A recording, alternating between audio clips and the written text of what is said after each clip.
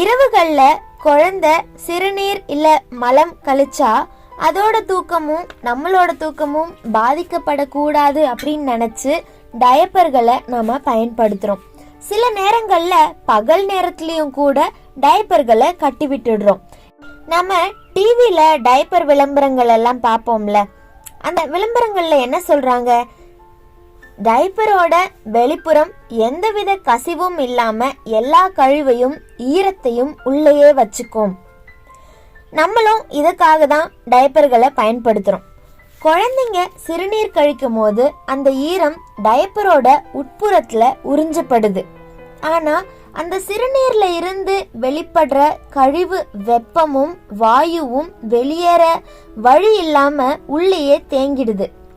நம்மோட தோள்களுக்கு உறிஞ்சுற தன்மை இருக்கு அப்படிங்கிறது நமக்கு ஏற்கனவே தெரியும். அது